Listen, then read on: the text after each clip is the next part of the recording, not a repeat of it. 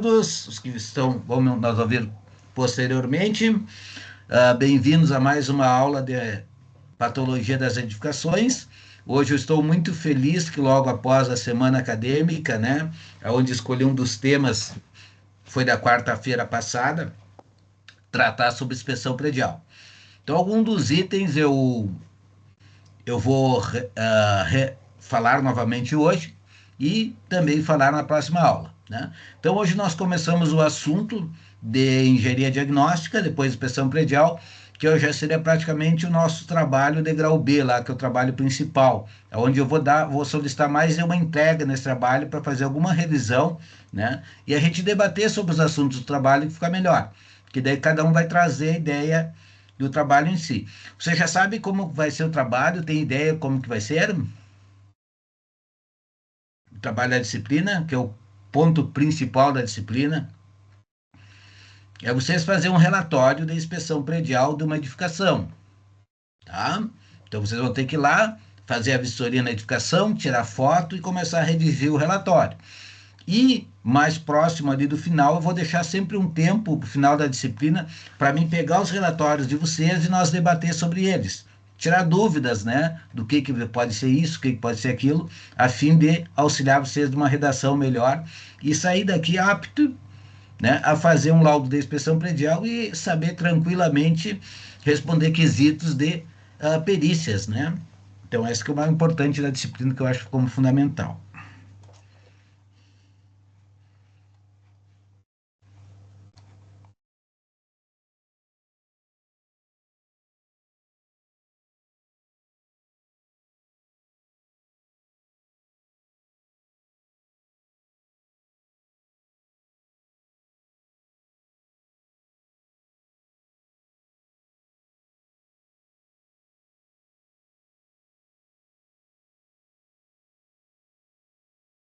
Tá compartilhando a tela grande aí ou pequena, pessoal? Acho que é pequena, né? Com duas telas, né? Ela tá pequenininha, professor. Então, vamos trocar aqui.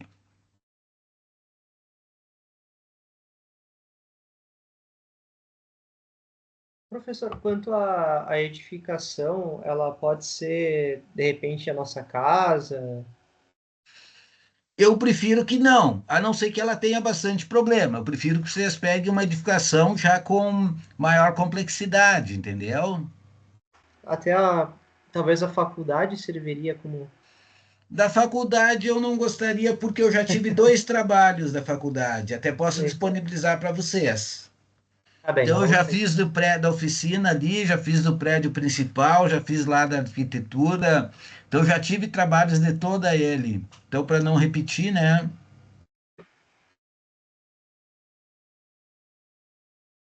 Eu gostaria que vocês pegassem uma educação diferente. E com de preferência algumas que tenham um pouco mais de problemas de manifestações, né? Como é que tá a tela aí agora, pessoal? Agora tá certo, tá grande. Tá grande? Então tá. Bom, nós vamos conversar um pouquinho hoje sobre engenharia diagnóstica, né? Principalmente pensando no foco da inspeção predial, certo? Que agora já tem um projeto de lei aí criando a obrigatoriedade da inspeção predial em edificações a partir de um determinado tempo. Nós vimos o Josué Pérez a semana passada falando, né, de alguns municípios aí, que ele falou ali da praia, não me lembro qual é o município que ele falou, vocês estão lembrados?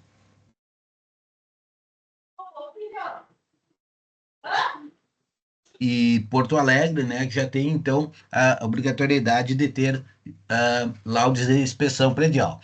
Então tem alguns municípios que já tem, tipo de marquises, que são obrigatórios, né, mas a ideia é ter um projeto de lei no Senado que seja obrigatória para todas as instituições, né?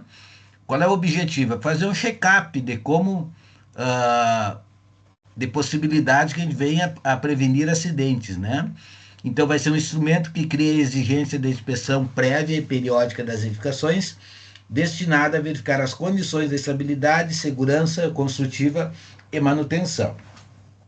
Esse é o material que eu disponibilizei para vocês, certo? É um material feito pelo IBAP, né? Que é o Instituto Brasileiro de Avaliações, Perícias, certo? Que é um dos principais itens que fala sobre esse assunto, né? Então, ele presta cursos e coisas, foi um dos que eu participei, então eu estou disponibilizando esse material para vocês aí, tá? Então, o que é engenharia diagnóstica? Antes de pensarmos em inspeção predial, vamos pensar em engenharia diagnóstica, né? Diagnóstico, o que é? Diagnosticar significa o que é? Determinar, discutir, buscar o problema, né? Explicar alguma coisa que nós temos. Então, nada mais que a arte de criar ações proativas através dos diagnósticos, prognósticos e prescrições técnicas, visando a qualidade total da edificação. Daí nós temos 5 pilares da engenharia diagnóstica. Uma, vistoria, inspeção, auditoria, perícia e consultoria. Tá? Então, esses itens nós vamos trabalhar todos eles. Tá passando aí para vocês o slide, pessoal? Ou tá parado? Aqui tá aparecendo primeiro, só. Aqui também. Tá, porque numa tela eu tô passando e na outra tá parado, que eu já vi isso aqui. Então, vamos lá. Vamos fazer diferente, então.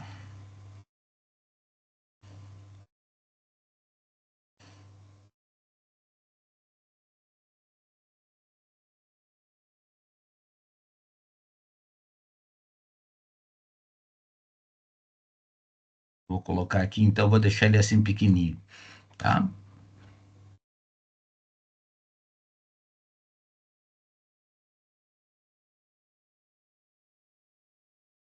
Tá bom, então, visualizando bem? Pode ser assim? Pode, para mim tá tranquilo. Tá tranquilo? Então tá. Então, esses são os 5 pilares da engenharia diagnóstica, onde a gente analisa cada um deles. Pensando o que é vistoria? É a constatação técnica de um determinado fato, mediante verificação in loco. In loco, o que é? No local. Então, você vai no local, você verifica e identifica o que está ocorrido, através do quê? De uma vistoria. Inspeção, o que é? É a análise técnica do fato com base na interpretação e experiência profissional. Opa! Então, analisei o fato, certo?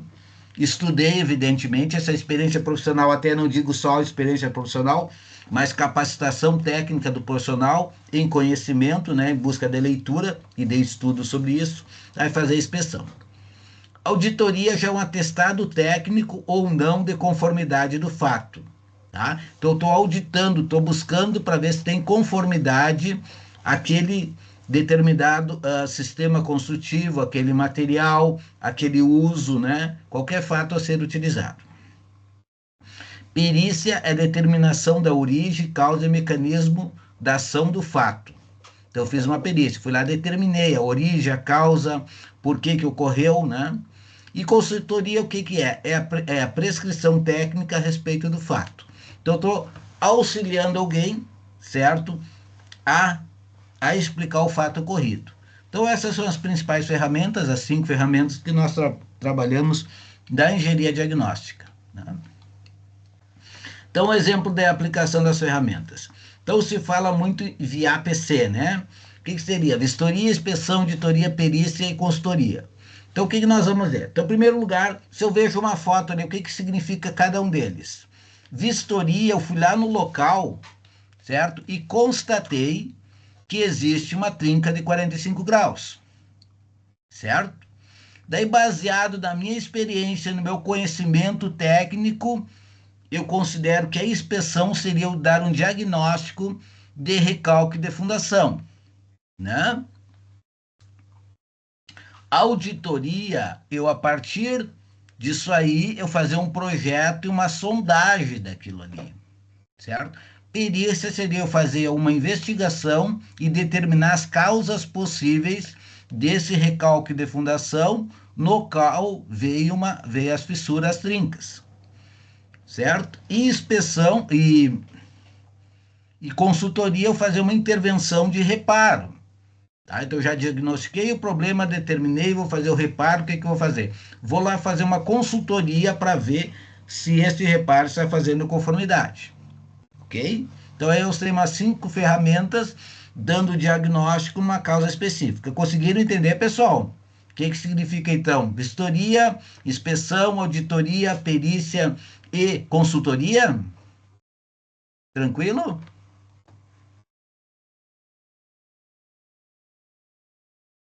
Então, vamos para frente. Então, algumas terminologias eu acho importante a gente utilizar, né, quando se trata de manifestações patológicas. O que determina, eu acho que as terminologias? À medida que tu vê que o pessoal utiliza a terminologia correta, significa o que é? Que você tem um estudo maior sobre aquele assunto, né? No momento que eu estou dando uma designação incorreta, utilizando os termos incorretos, significa o que é? Meu pouco conhecimento sobre o assunto. Então eu vou mais para o lado popular, mais para o lado vulgar. Mas visto que a engenharia diagnóstica trata-se de quê? De uma inspeção técnica. Então nós temos que trabalhar sempre com terminologias técnicas em nossos laudos. Não podemos utilizar terminologias utilizadas no dia a dia ou em obra. Tá? Então você não vai dizer lá que você visualizou uma bicheira no concreto, por favor. Né? Nós vamos ver o que nós vimos. Um nicho de concretagem, uma segregação de materiais, mas não bicheira, não é um termo técnico utilizado. Né? Então, em relação a alguns itens principais, o que é anamnese? Anamnese são dados coletados sobre o início e a evolução da anomalia construtiva ou falha de manutenção, desde o projeto até a vistoria ou inspeção. A anamnese é a coisa mais importante. O que é? Você fazer um estudo, uma pesquisa, buscar o histórico. Olha, eu vi aquela fissura lá de 45 graus. Quando que ela surgiu? Né? Vou indagar. Faz tempo. Ela tem aumentado, ela parou. Né? Como é que era o solo antes? Vamos buscar lá. Eu não sei, vou buscar no vizinho. Vou buscar nas pessoas que visualizaram a construção da obra. O que tinha aqui antes? Tinha um banhado, tinha um mato, tinha um rio. Tudo isso é anamnese. O que é? Buscar a história, é perguntar sobre o assunto, saber o que ocorreu que possa vir me auxiliar no diagnóstico daquela causa. Entenderam, pessoal? Então, quem vai fazer uma perícia, uma consultoria na área de manifestações patológicas, a primeira coisa que ele vai ter que fazer é uma anamnese. Tá? Buscar o que ocorreu, baseado em evidências ou em constatações de pessoas que participaram da edificação, ou vizinhos que visualizaram, ou alguma documentação que nós podemos buscar e analisar. Né? Para quê? Para a partir daí nós fazermos um diagnóstico. O que é o diagnóstico? É a determinação e indicação das anomalias construtivas e falhas de manutenção mediante auditoria, ensaio e perícias. Então, eu estou diagnosticando o que aconteceu naquela edificação. Prognóstico, indicação das ocorrências das anomalias construtivas e falhas, de manutenção, a prescrição da consultoria. Certo? Prescrição, que seria? O estudo das reparações das anomalias construtivas e falhas de manutenção, resultado da consultoria. Então, eu vou prescrever o que está ocorrendo, o que eu posso fazer para mim solucionar aquele problema. Então, eu estou fazendo a prescrição. No momento que eu tenho uma edificação, nós temos que pensar o quê? Que ele é nosso paciente, ok? Nós vamos lá como peritos que vão buscar a origem da causa, a origem do problema. Então, a edificação como um corpo humano apresenta sinais ou sintomas.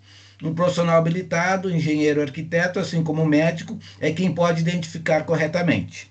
Então, a partir dessas manifestações, desses sintomas, que nós vamos fazer o nosso diagnóstico. Então, se nós analisarmos, compararmos corpo humano com edificação, nós seríamos tipo um engenheiro médico, né? Onde nós temos o quê? Se nós pegar uma pessoa humana, o que é o esqueleto da pessoa? É o que segura ela, deixa em pé os ossos, né? É a nossa estrutura, né? Os músculos têm a função de quê? De encher, né? De dar rigidez também. É a nossa alvenaria. A nossa pele, o que é? é o nosso revestimento. Tá? Nossas artérias são as nossas instalações, tanto elétricas como hidráulicas. Entenderam bem que dá para nós fazer um diagnóstico parecido com o corpo humano? Esqueleto e estrutura, músculos, alvenaria, pele, nossos revestimentos, instalações, né, nossas artérias e veias, né? Cobertura, o que que é? Nosso cabelo, que é a nossa proteção que nós temos, certo? Sapatas, o que seriam? Nossos pés, né? Que está segurando o corpo humano. Então, dá bem para nós termos um estudo comparativo entre o corpo humano e uma edificação que nós vamos fazer o diagnóstico dela. Então, em relação com alguns conceitos, não, de engenharia diagnóstica temos sintomatologia, que é a constatação e análise dos sintomas e condições físicas das anomalias construtivas e das falhas de manutenção. Etiologia, determinação dos efeitos, origens, causas, mecanismos de ação, agentes e fatores de agravamento das anomalias construtivas e falhas de manutenção também. Terapêutica, um estudo das reparações das anomalias construtivas e falhas de manutenção. Patologia, estudo das condições físicas ou funcionais produzidas pelas anomalias construtivas ou pelas falhas, que é o que nós mais tratamos na disciplina, né? Então, a engenharia diagnóstica e edificações, ela vai pensando na sintomatologia, vai em vistoria e inspeção. A etiologia vai auditoria e perícia, e a terapêutica em consultoria, lá no final. Então, é uma escadinha, né? Eles até botaram essa escadinha, porque que é? Ela vai, à medida que ela vai, você começa com a vistoria, vai com a inspeção, auditoria, perícia, consultoria. Claro que qualquer uma delas, a fase principal é sempre vistoria. Mas eu posso fazer uma consultoria sem vistoria. Posso fazer uma perícia sem vistoria baseado na documentação apresentada, né? Pode fazer uma auditoria baseada em documentação também, certo? Então, não necessariamente eu preciso ter todas essas fases. Eu posso ter fases puladas, né? Ou posso ter só uma inspeção, ou só uma auditoria, ou só uma perícia, ou fazer só uma consultoria baseado no quê? Na documentação apresentada no processo. Qual é a atuação, então, de nós profissionais? Independente da obrigatoriedade da especialização, é recomendável que o profissional que atuará como perito conheça a doutrina da engenharia diagnóstica, bem como as normas e diretrizes da inspeção predial. Para emitir o laudo de inspeção, é preciso preparo e conhecimento. O documento não garante que um acidente não possa ocorrer, mas oferece segurança para resguardar as edificações e vidas que ali habitam. Então, o que nós lemos ali? O que ele falou em perito, né? Até o Josué falou na palestra lá da semana acadêmica, né? Eu vou reforçar ali. Então, normalmente, quando nós temos um litígio, uma diferença entre o construtor, né?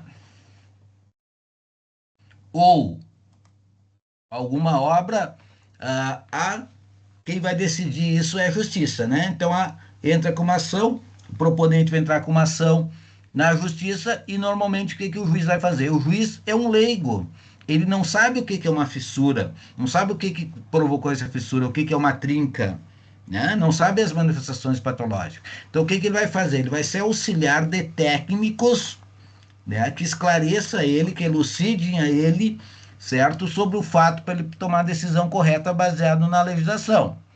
Então, normalmente, o que o juiz faz? Ele nomeia um perito, certo? Então, o perito é o profissional habilitado, né, da área de engenharia e de arquitetura, designado pelo juiz. Até a partir dali, quando ele nomeia o perito, ele determina os honorários para esse perito. Geralmente ele pede uma pretensão de honorários, ou ele já tem algumas tabelinhas para fazer tais serviços que eu utilizo ali. Daí, cada parte envolvida, certo? O réu ou o autor vai nomear o seu assistente técnico. Qual é a função do assistente técnico? É acompanhar a perícia, certo? Emitir o seu laudo concordando ou discordando, e bem como auxiliar os advogados das partes na elaboração de quesitos. O que seriam esses quesitos? São perguntas que eles vão fazer para que o perito responda. Perguntas técnicas, evidentemente. E aí que tem a maior interrogação nossa, né? Então, quando vocês forem perito, vocês vão ver que vocês vão responder tanta pergunta, que eu digo assim, ó, para não dizer que são idiotas, né? Perguntas muito mal elaboradas. Por quê? Porque muitas vezes os advogados das partes querem defender os seus clientes e fazem perguntas que não têm nada a ver com o objeto da questão. Às vezes até para ganhar tempo, para dificultar, né? Para trazer visões distorcidas do fato, né?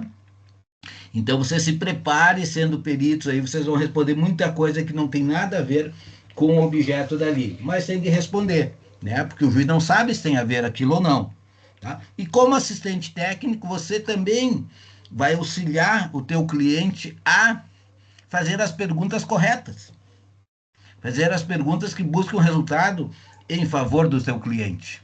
Ok, pessoal? Alguma dúvida disso que eu achei extremamente importante, tá? Alguma pergunta? Entenderam tudo?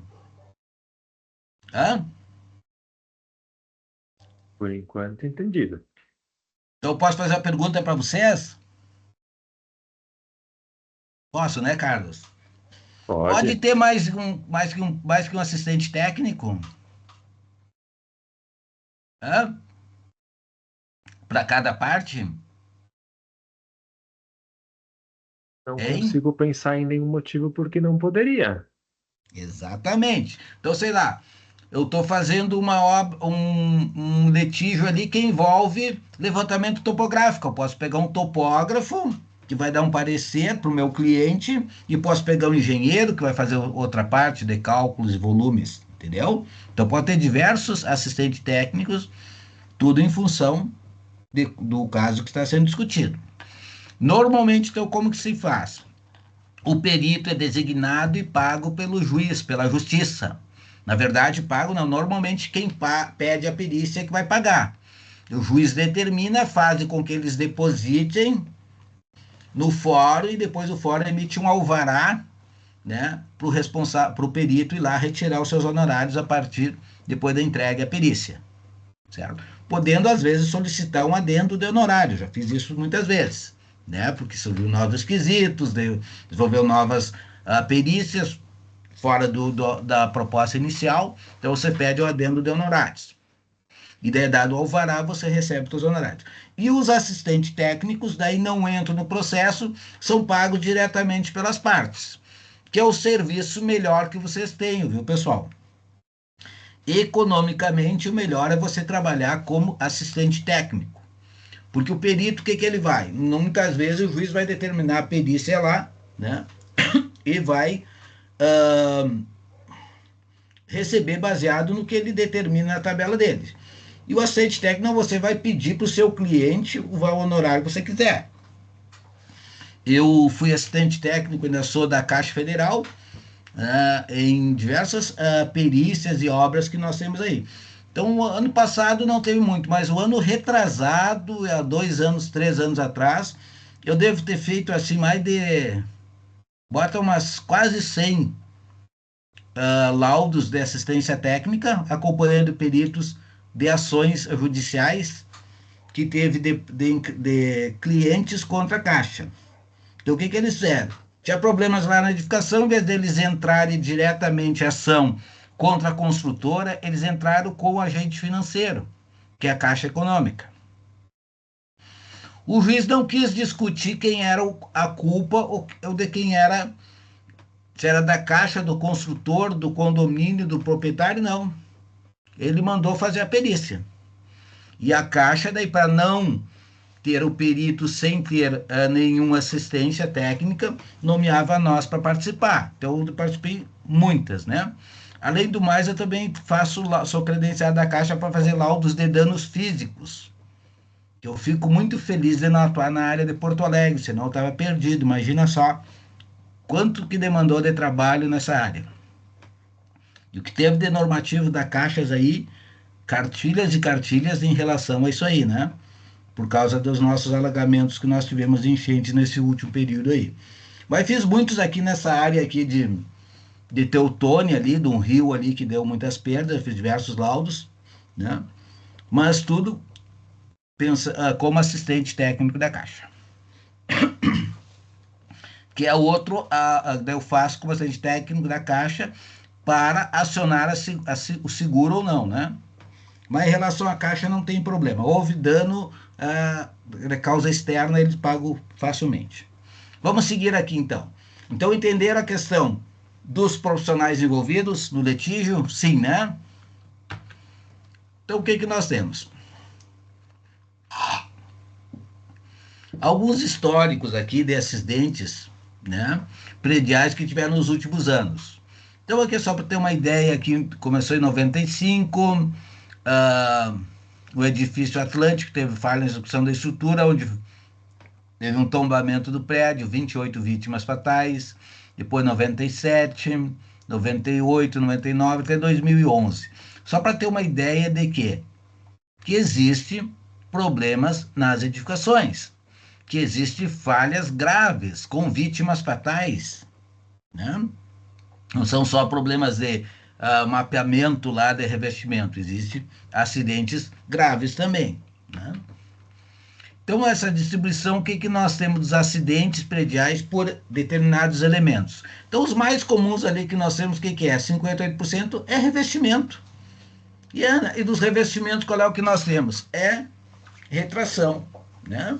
Depois já vamos para telhado, fachadas, gás, alvenaria, estrutura, sistema hidráulico, né?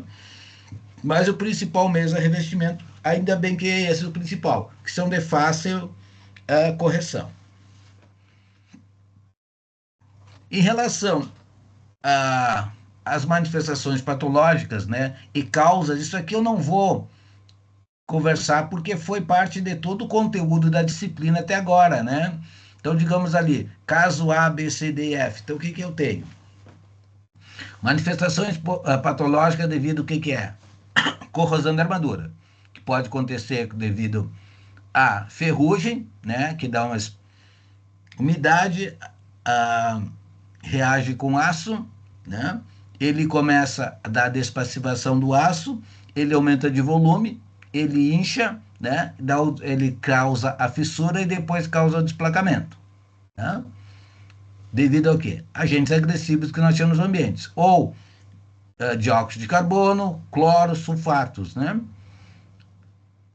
Origem pode ser no projeto, falta de cobrimento, pode ser na execução, não deixou o cobrimento necessário, pode ser os materiais utilizados, será concreto muito magro, e o uso, ou pode ser o uso também, né? Comecei a ter um ambiente muito ácido que não tinha antes. Então, tudo são causas que nós temos. Deformação excessiva, causa sobrecarga, né? Nicho de concretagem. Então, olha, nicho de concretagem que nós vimos bastante. Quais as principais causas? Isso é importante. Elevada altura de lançamento. Então, se passou de 3 metros de lançamento, eu tenho que fazer janelas. No momento que eu lanço muito alto, o que acontece? Dá um impacto muito grande do agregado graúdo e ele separa do agregado miúdo. Ele separa a pasta nata dos agregados graúdos. Acontecendo o que é? O nicho de concretagem. Ou acontecendo a segregação, que é a separação. Então, quando nós vimos ali aquele local com aqueles buracos, que o pessoal chama de bicheira, aquele nicho, significa o que houve? Houve uma concentração de material granular sem ter pasta nele. Tá? Houve a separação.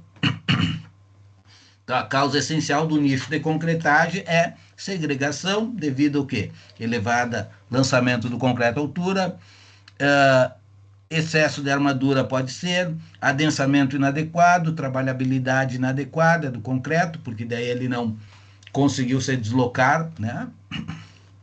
Fissura e trinca já vimos, esfarelamento, desplacamento já vimos, deflorescência foi a aula retrasada, né? Então, as principais manifestações patológicas nós já estamos aí bem claras, né?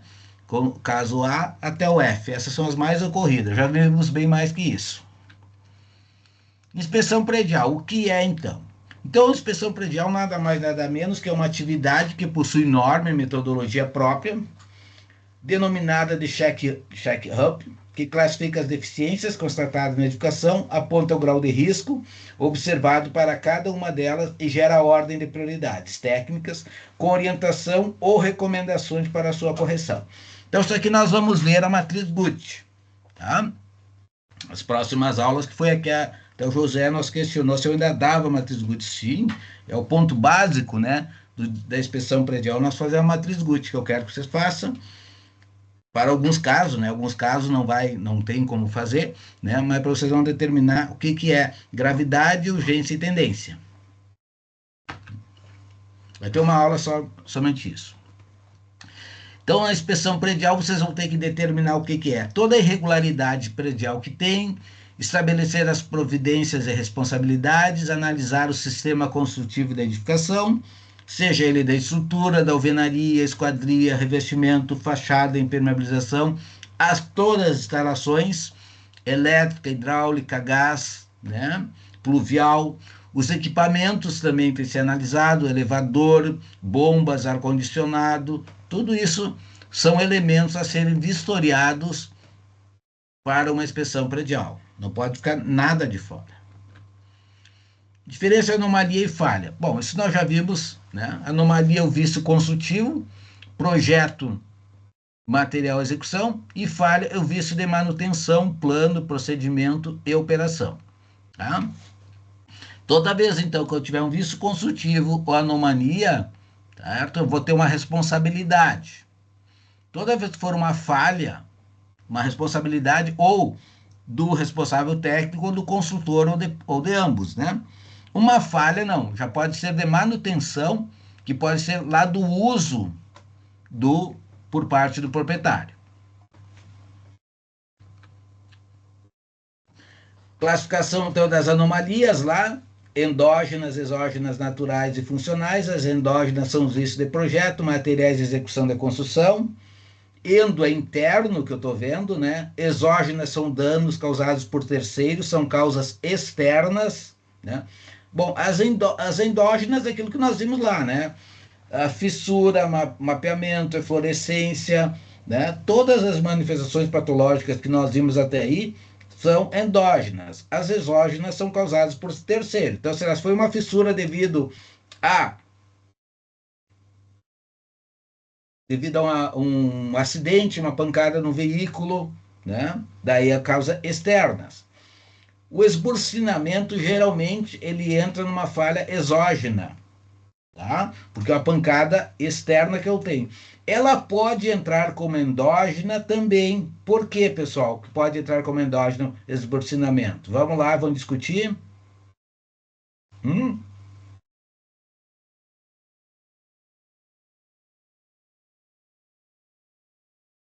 Alguém pode dar uma sugestão? Por que ele pode ser exógena ou endógena?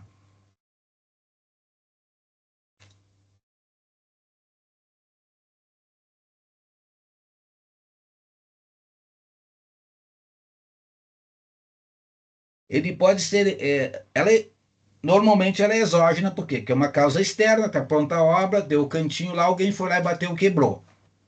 Exógena, perfeito. Mas eu posso enquadrar ela como endógena quando? Quando for feito aplicação ou dado um canto vivo, um local de grande tráfego, eu sei que eu não deveria indicar aquilo ali. Então, sei lá, num canto de uma circulação, de um corredor, eu tenho o canto de um pilar com revestimento em argamassa com reboco. Eu sei que é um canto frágil. Eu não especifiquei uma cantoneira, uma proteção para aquele canto vivo de quina. Tá? Então, é falha de especificação técnica que causou o meu esburcinamento. Então, nesse caso, eu posso enquadrar ele como endógena e não como exógena. Entendeu? Então, normalmente, cantos de pilares, revestimento, você não vai fazer canto de 90 graus e quina. Você vai fazer o que eles fazem? Faz o revestimento dos lados e tira aquela pontinha, né? Quando faz o requadramento. Deixa arredondado as cantas, para não acontecer o esburcinamento normalmente. Tá? Naturais são causas devido à natureza, então o que, que é? Enchentes, granizo, né? Vendaval, né? E funcionais são provenientes da degradação. Né? Então, intempéries muito violentas naquele local, né? Então, essas funcionais também às vezes podem ser endógenas, tá? Então, eu fiz uma estrutura, uma viga de concreto no ambiente marítimo, certo? O que vai acontecer? Fiz primeiro ano ok, segundo ano ok, terceiro, quarto, quinto ano, pouco revestimento, ação de cloretos na armadura, expansão dela, fissura e trinca, tá? Então, é uma degradação do meu material, mas devido a quê? Pouco cobrimento da armadura. Então, é endógena também. É um vício ou de projeto, que eu especifiquei cobrimento suficiente, ou durante a execução, que a armadura ficou mais para um lado, né, onde deu muito cobrimento de um lado e faltou no outro. Falta de espaçadores. Então, falhas. Pode ser de planejamento, de execução, operacional ou de gestão. De planejamento, então, oriundas do programa de manutenção. Tá? Então, eu não planejei que, com 3 anos, eu não especifiquei que eu preciso fazer uma repintura. Eu não especifiquei que a minha impermeabilização das soleiras tem 5 anos de vida útil. Né? Falhas de execução, oriundas de procedimentos e de insumos. Então, essa é que mais ocorre, né? Nem tem o que discutir. Falhas operacionais, provavelmente de registro de controles técnicos, ou seja, não foi registrado o que foi feito. Tá? Não teve um controle de qualidade do material. Né? Então, que nem cheguei lá, diagnostiquei que uma parte da minha estrutura de concreto armado não tinha o FCK dado em projeto. E daí, meu amigo, o que eu vou fazer? Aonde que foi aquele caminhão que não tinha o FCK especificado em projeto? Rastreabilidade. Não registrei. Não fiz um plano de concretagem onde especifiquei cada caminhão de concreto, qual foi o local que ele foi descarregado, não anotei, não deixei uma planilha. Tá? Então houve uma falha operacional. Certo? E falha de gestão quando há desvios da qualidade dos materiais, né? E também dos custos dele. Então veio o concreto lá que estava especificado tanto, veio com outra FCK, mandei adicionar água, né? Não controlei o material, a telha não tinha uniformidade, o tijolo também. Então, na questão da minha gestão. O que é vida útil, o que é vida econômica da nossa instituição, da nossa edificação, né? Então, a vida útil, ela é uma resistência física e solidez estrutural da edificação, principal motivo da obsolescência. Tá? E vida econômica é capaz da edificação gerar renda, principal motivo da demolição. Então, o que eu vejo assim? Vida útil é quanto tempo ela dura para eu utilizar. Econômica, o que se torna? Esse seria o tempo que eu posso utilizar, que depois que o valor de venda dela, tipo, seja menor que o custo de demolição. Tá? Quando trabalha com avaliações de imóveis, nós temos um método de depreciação do imóvel. E a depreciação do imóvel é baseado o quê? Na vida útil que ele tem. Certo? Daí tem diversos métodos, não é só vida útil. Vida útil, certo? Daí, para mim ter vida útil, eu tenho que pensar na idade aparente. Opa, o que é idade aparente? Idade aparente não é a idade que o móvel tem. Então, eu peguei lá o ano lá e foi construído no ano de 2000. Estamos em 2024, então eu tenho 24 anos. Essa é a idade do imóvel. Idade aparente, o que é?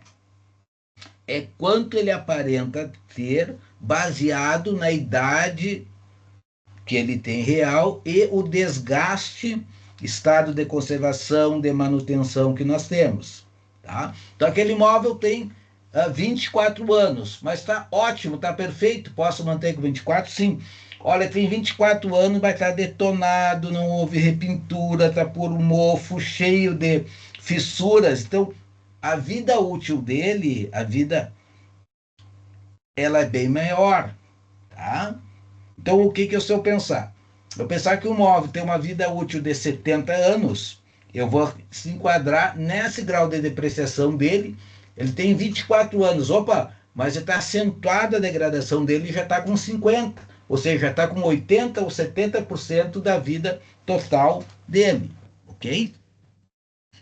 Daí, nesses métodos de depreciação lá tem, a gente entra com vida, idade do imóvel, estado de manutenção e conservação, tipo de conservação, se é estado de conservação baixo,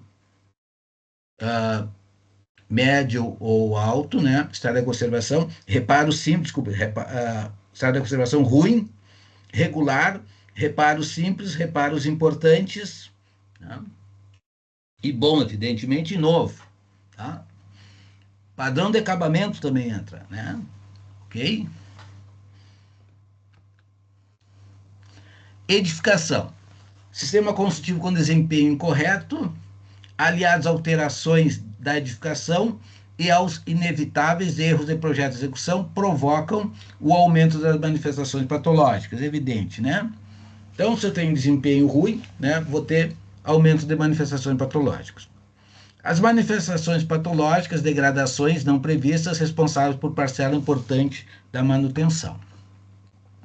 Essa a figura é sensacional e muito importante nós entendermos no desempenho e numa manutenção, né, de uma edificação em relação ao tempo. Se nós pegarmos esse gráfico, né, quando o imóvel é novo, ele tem um alto desempenho. Vai passando o tempo, ele começa a perder o desempenho dele, vai sofrer uma degradação e vai diminuindo o desempenho do imóvel, certo? Do momento que eu fiz uma manutenção dele, repintei, utilizei, organizei tudo, ele aumenta o desempenho de novo, certo? Daí deixei passar o decorrer dos anos, daí vai diminuindo o desempenho, nova manutenção, aumentei o desempenho. Passou o tempo e assim vai indo. Só lembro que essa escala lá no início eu vou ter um teto lá de desempenho. Depois, por mais que eu faça manutenções no imóvel, ele nunca vai chegar ao desempenho inicial, né? A não ser, evidentemente, né, que eu faça uma troca de padrão de acabamento, faça uma intervenção bem mais severa, que muitas vezes até já aconteceu de obras que a gente faz uma recuperação dela, que o custo de recuperação de manutenção sai superior ao caso eu edificasse uma nova, né? Porque além de eu demolir aquela parte, eu vou ter que refazer. Isso acontece? Sim, acontece, né? Imóveis históricos, isso é o normal de acontecer, né? Eu quero manter aquele mesmo padrão. Então, meu custo de manutenção é superior ao custo do imóvel novo, tá? Então, é importante nós sempre entendermos isso, que o desempenho da construção vai ter um ápice quando ela for nova, à medida que nós vai passando o decorrer dos anos e eu não faço a manutenção, o desempenho da edificação vai diminuindo. Do momento que eu faço uma manutenção, né, ou manter o estado da conservação dele, eu aumento o meu desempenho dele. Isso sempre no decorrer do tempo. Então, eu vou ter sempre o que é? Um desempenho mínimo desejável. Então, cabe sempre o que é? Nós chegarmos a determinarmos essa linha de desempenho desejável. O que eu considero que seja desejável naquele sistema construtivo que eu estou analisando e propondo uma manutenção ou conservação?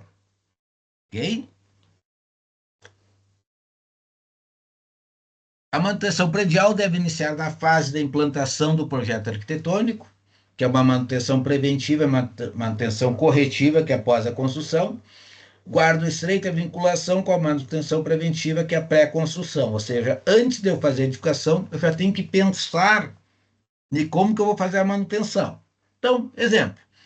Olha, estou fazendo um prédio, 10 pavimentos, ou 5 pavimentos, o que for. Eu não vou ter que pintar esse prédio? Vou ter que pintar. Como que vai ser a pintura desse prédio? Os caras vão botar uma escada em 5 pavimentos? Não. Né? Então já tem que deixar equipamentos, né, para fazer a minha repintura, né? Equipamentos de fixação do meu jaú, de qualquer outro elemento que vá fazer a minha manutenção. Então, eu já estou preparando antes, tá? Na pré-construção, ou seja, antes da construção, no projeto, já como que vai ser a minha manutenção posterior. A manutenção preditiva origina-se, como as demais, na prancheta e destina-se a incorporar a edificações requisitos arquitetônicos, construtivos de instalação de funcionamento, capazes de facilitar e tornar econômica a futura manutenção. Tá? Então, isso é que eu vou pensar. Toda vez que eu tiver que fazer a pintura, eu não vou chegar lá, tirar o telhado para botar o meu jaú. Já tem que já deixar prontos os locais de fixação, que o custo vai ser muito elevado. Manutenção preventiva. Então, o que é feito? Antecipa-se o surgimento dos defeitos. Assegurar a operação do edifício. Manutenção corretiva. Atividades realizadas para recuperar o desempenho perdido. Manutenção não planejada, realizada para recuperar o desempenho perdido por causa não prevista ou externa ao sistema de manutenção. Então, vamos lá. Minha pintura chegou a 3 anos, já começou a ter um desgaste, né? Já começou a aparecer, certo? Ou aquelas fissuras mapeadas. Tá? Então, se eu não fizer logo uma manutenção preventiva de fazer a repintura e deixar, aquela fissura vai abrindo, vai aumentando, vai começar a penetrar água, umidade ali, já vai infiltrar para o interior da minha edificação, certo? Então, eu já começo a ter uma recuperação maior. Tá? Eu vou perder o desempenho da parte interna baseado numa MP externa, né? E manutenção não planejada, né? Então, aquela causa realizada para recuperar os desempenhos perdidos por causas não previstas externas ao sistema de manutenção. Queimou a bomba lá. Ah, não tem uma de reserva? Opa, não está planejada, certo? Deu uma infiltração na caixa d'água. Ok? Pode acontecer? Pode acontecer. Isso está previsto, não está planejado, tem que fazer toda a recuperação, reimpermeabilização dela ou troca dela. Né? Então, isso são coisas que podem acontecer no dia a dia. Então, os diagramas do tipo de manutenção. Então, vamos lá. Preventiva, trabalho planejado, um serviço de rotina e serviços esporádicos, né? Planejou, daqui 6 meses eu vou fazer isso, daqui 1 ano aquilo, daqui 1 ano e meio outra coisa. Manutenção corretiva. O trabalho não é planejado, é um serviço de emergência necessário a fazer, né? Vai ter interrupção de serviços, pode interromper. Eu tive que cortar a luz lá para me trocar a bomba, né? Porque não leva mais água no reservatório superior. E são serviços geralmente provisórios, né? Então, isso é tipo de manutenção corretiva. Voltando ao nosso gráfico aqui, né? Eu já tinha falado um pouco da vida útil, né? Mais importante. Então, nós desempenho ao longo do tempo do elemento, uma instalação ou qualquer sistema construtivo. Não estou falando agora mais da vida útil inteira do imóvel, mas sim de algum sistema específico construtivo a ser utilizado. Sei lá, revestimento, esquadria, cobertura, né? Todos eles precisam ter manutenção. Mas cobertura precisa manutenção, professor? Claro, você vai ter calhas para limpar, você vai ter algerosas que vai ter que revisar, né? Principalmente em locais que tem muito acesso de pessoas externas, né? Então, o que nós temos aqui? Sempre pensando no desempenho, aí aqui entra outro item importante. Ao longo do tempo, vou ter a vida útil de projeto de uma obra. E vou ter a vida útil residual. Certo? A vida útil total é a vida útil de projeto, mais a residual. O que é residual? Olha, eu planejei aquela obra, a vida útil dela é 70 anos. Tá? Ela pode durar mais 20? Pode, então tem mais um resíduo de idade dela. Vai ser toda a vida delas 90 anos, vida útil. Sobrevida, o que que é? A partir de diversas manutenções que eu tive, vai ter essa vida útil residual e vai ter uma sobrevida. Mas ela só vai ocorrer se eu tiver as manutenções para que faça com que eu tenha a vida útil total do imóvel, né? Senão isso aqui vai diminuir cada vez mais. Tá?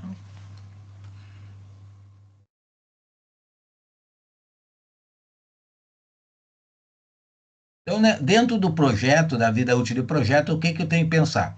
Na elevação de desempenho mediante intervenções programadas de manutenção. Na vida útil, na sobrevida, a manutenção mais dispendiosas pode prolongar a vida útil residual, mas sempre um custo mais elevado, né? Porque eu já estou lá no final da vida útil do meu material, então, do meu sistema construtivo. Então, eu cheguei lá, eu já nem tenho, já deu problema no revestimento. Vou fazer uma manutenção dele, uma troca. Nem tenho mais aquele revestimento, como é que vai ser?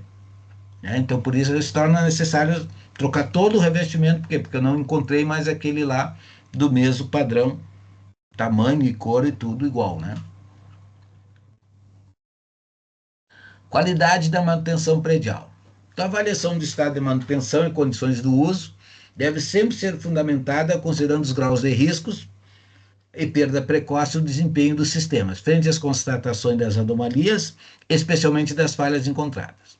Após a análise da manutenção da edificação e de seus sistemas, deve ser avaliada nos seguintes elementos. Então, são três coisas importantes, pessoal. Tá? Ou atende, ou não atende, ou atende parcialmente. Então, nós vamos ter que colocar um desses três itens, tá? Na qualidade da manutenção predial. Atendeu, não atendeu, atende parcialmente, tá? Então, são três hipóteses que nós temos de escolha. Em relação ao uso, né? O inspetor predial deve classificar a edificação como uso regular, uso irregular. Uso regular, quando a edificação inspecionada encontra-se ocupada e utilizada de acordo com o uso previsto de projeto. Beleza. Quando for regular, quando a edificação inspecionada encontra-se ocupada e utilizada de forma irregular com uso divergente do previsto no projeto. Exemplo disso, vamos lá. Né? Olha, uma edificação lá residencial, certo? Está prevista lá. Cheguei lá, o que que eles fizeram? Desmancharam a edificação, juntaram todos os dormitórios, fizeram uma edificação comercial. Opa, mudou o uso, o previsto no projeto. Né? Aquele local ali tinha baixo tráfego, agora tem tráfego excessivo. Então a abrasão dos pisos vai ser maior, o desgaste dos equipamentos vai ser maior. Né?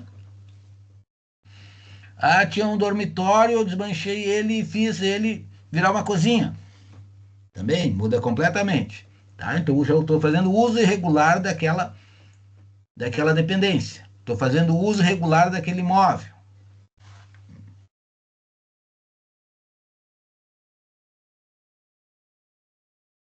Nível da inspeção. Quanto à complexidade da inspeção, a elaboração do seu laudo final, quanto à necessidade de número de profissionais envolvidos e a profundidade da análise dos fatos. Tipo de inspeção.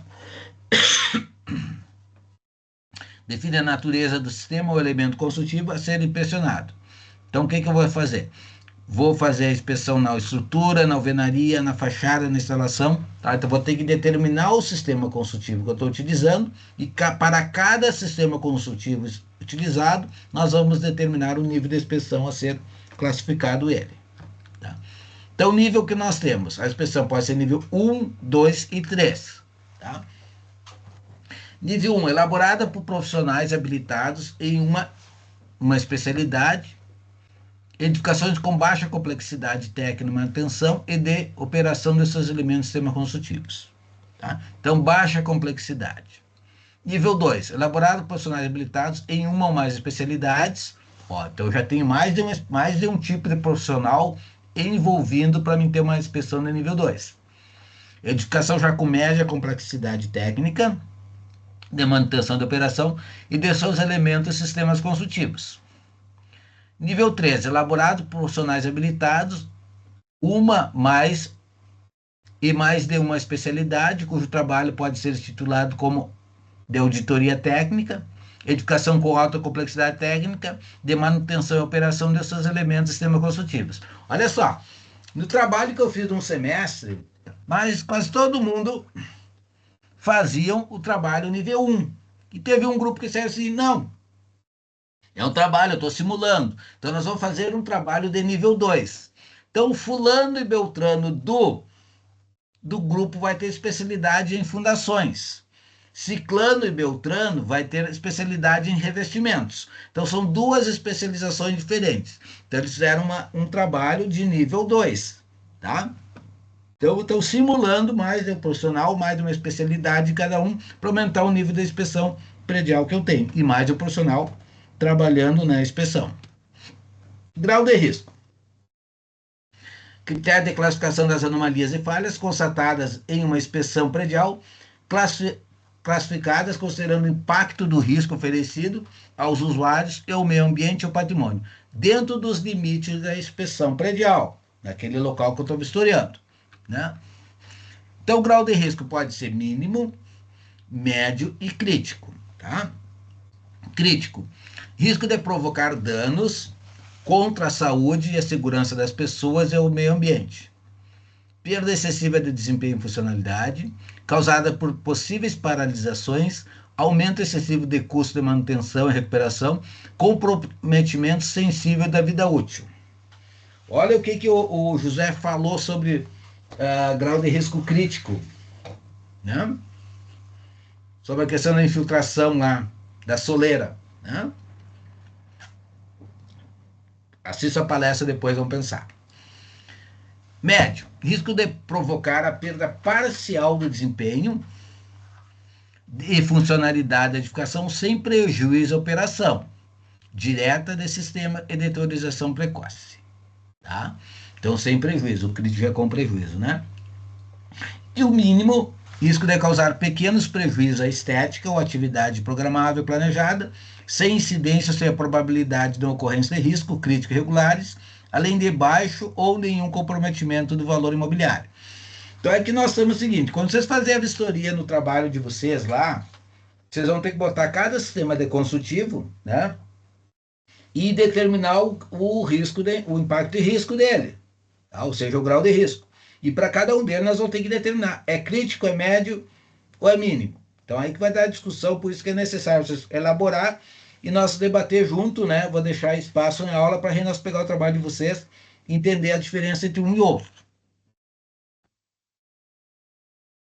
Ordem de prioridades. Recomenda-se que a ordem de prioridades seja disposta em ordem decrescente quanto ao risco de risco, quanto ao grau de risco, né?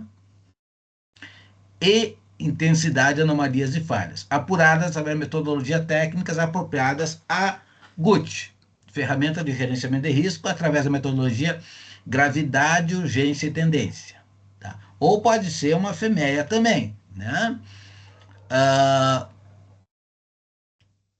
Pode ser outro tipo, sim, ou uma listagem de criticidade decorrente da inspeção predial.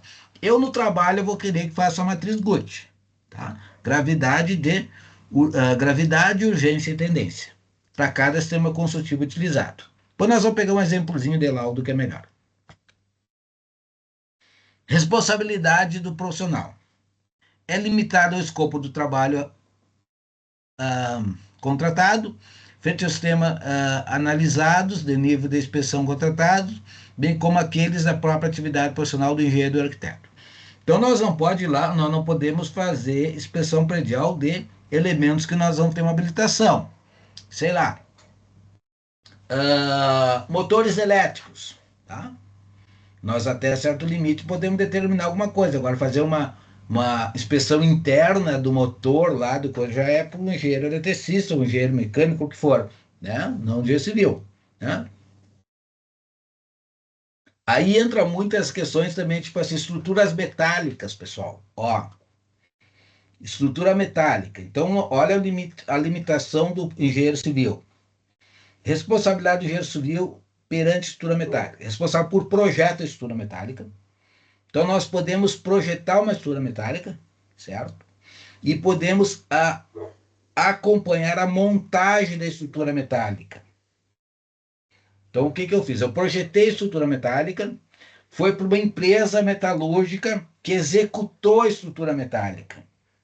Então, a execução da estrutura metálica deve ser a responsabilidade do engenheiro mecânico ou engenheiro de produção, tá? Daí executaram ela lá, trouxeram em peças, né?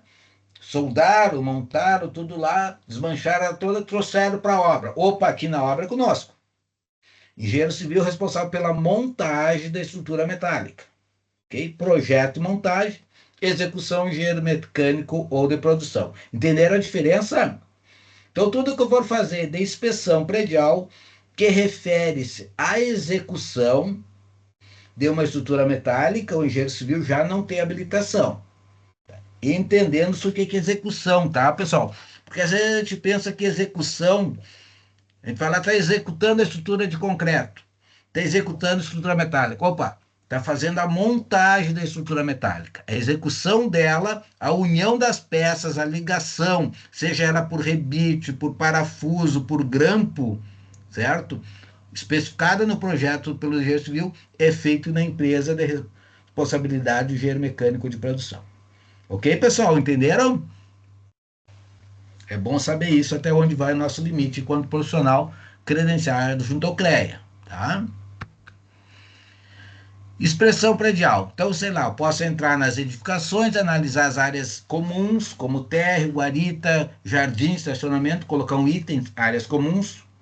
Posso colocar outros itens como subsolo, que é o estacionamento, geradores, reservatórios, casa de bombas. Outro como esquadrias, corrimão, guarda-corpo, iluminação de emergência, etc. Outro item como cobertura, casa de máquina, reservatórios, barriletes, terraço, telhado, o que for, né? O trabalho de vocês, muitas vezes, talvez vocês não vão conseguir fazer uma inspeção predial de todos os elementos ou sistemas construtivos da edificação. Mas pode fazer de parte deles, não tem problema, tá? Vai ser tudo em função do escopo e das condições que vai ter. Porque lá vocês vai ter um prédio, eu não vou conseguir entrar em todos os apartamentos, né? Mas as áreas de uso comum vocês conseguem vistoriar, a cobertura vocês conseguem subir, tá? E assim respectivamente. Então, lista de verificação nas edificações dos sistemas construtivos. Então, posso pegar as fundações, pode ser estaca, sapata, bloco, muro de arrimo, baldrame, o que for. Estrutura, que ela é dividida em pilares, vigas, lajes, consoles, marquises. Fechamentos, tá? Que são as alvenarias, placa de concreto, deial, divisórias internas, né? Esquadrias, portas, janelas, portões, grades, brises, tudo que for. Revestimentos, que entra piso, forro, reboco, pedra, textura, o que for. Fachada. Estou fazendo a inspeção da fachada. Vai entrar o quê? Textura, pastilhas, pele de vidro, placa metálica, tudo ali pensando em fachada, né? Impermeabilização, então mantas, proteção mecânica, tudo que tiver. Instalações. Então, instalação elétrica, na instalação elétrica vai entrar a entrada de energia, medidores, quadro de comando, fiação, aterramento, ponto de luz, ponto de tomada, interruptor, né? CDs, né? DDR, tudo que tiver. SPDA, Sistema de Proteção de Descargas Atmosféricas. Então, vai analisar cabo, fixador, ponteira, aterramento, etc., né? Instalações hidráulicas, então vou começar lá desde boia, bomba de recalque, registro, tubulação, válvula, ralo, torneira, louça, etc. Telefonia, quadro de entrada, central telefônica, fiação, DG, etc. Segurança, então porteiro eletrônico, parte de vídeo, de câmera, de cerco elétrico, o que tiver. Internet, tem mais outra aí que não está aí nesse aí, né? Ok? Equipamentos. Agora, equipamentos, elevador no equipamento, que eu vou analisar o elevador, cabo, guia, máquinas, cabines e portas. Geralmente, elevadores já vão uma vistoria de outro profissional. Então, você vai pegar um engenheiro mecânico para analisar a parte de elevadores, ou engenheiro eletricista, conforme o caso. Geradores, motor, tanque, descarga, etc. Ar-condicionado, chiller, dutos, difusores, torre de resfriamento, etc. Automação. Equipamentos, fiação, pontos, quadros, etc. proteção e combate a incêndio, alarme, mangueira, iluminação, splinter, rede d'água, né, mangotinhos, tudo que tiver. Sistema alvenaria. Então, no sistema alvenaria, eu posso analisar procedimento, que é o exame visual para identificar falhas, anomalia, fissura, trinca, né, umidade, mofo, eflorescência. Falhas, anomalias que eu posso analisar trinca nos encontros da alvenaria das estruturas, nos vértices dos vãos das portas, janela, nos encontros das paredes, na base das paredes, etc. Medição de manutenção, tratamento de fissuras e trinca com material flexível, emprego de telas metálicas, criação de juntas de movimentação, tudo que for em relação a isso. Né? Tudo analisando o sistema construtivo alvenaria. Né? Então, o sistema alvenaria, eu vou analisar tudo que nós tivermos, desde alvenarias internas, tá? Alvenarias externas com revestimentos. Olha aqui, já fiz o isolamento, que está fazendo uma queda. Tá? Fundações. Então, procedimento. Investigar sempre que houver sintoma como trincas, manifestação de recalque, abrir posse da inspeção, realizar ensaios. Falhas e anomalias. Recalque diferencial, umidade ascendente do solo. Né? Medição e manutenção. Impermeabilização, reforço e fundação se necessário. Então, aqui, sistema de fundações. Né? Fissuras inclinadas, 45 graus. Aqui um recalque total, com umidade e fluorescência. Estrutura de concreto. Então, no procedimento, exame visual de pilares, vigas, lajes, nichos, posição de armaduras. Deformação, presença de agentes agressivos, infiltrações, fissuras nos elementos estruturais. Falhas e anomalias. Armadura exposta, concreto desagregado, fissuras com mancha de oxidação, eflorescência, lixiviação, umidade, desplacamento. Medida de manutenção. Tratamento das armaduras, dos nichos de concretagem com grout, reforço estrutural, troca de armadura, recomposição do concreto, tudo for necessário. Sistemas construídos de concreto, olha aqui. Ó.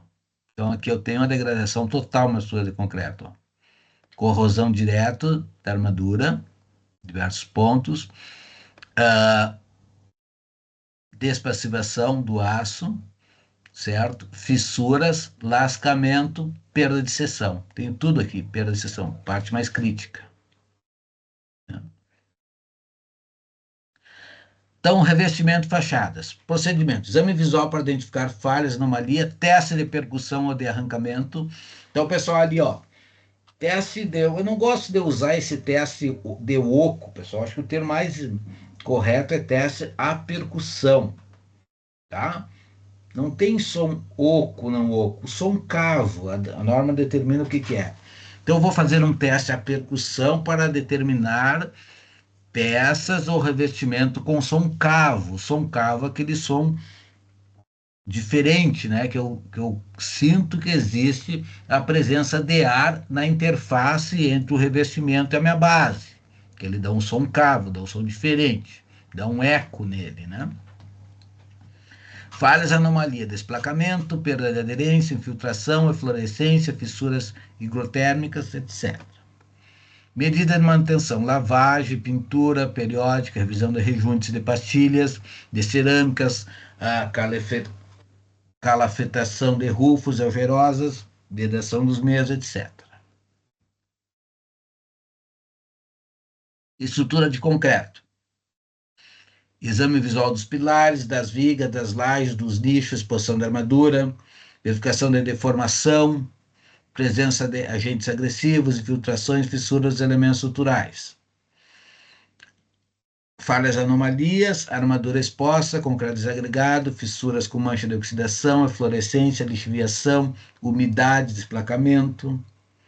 Medidas de manutenção, tratamento das armaduras e nichos de concretagem com grout, reforço estrutural ou troca de armadura, recomposição do concreto.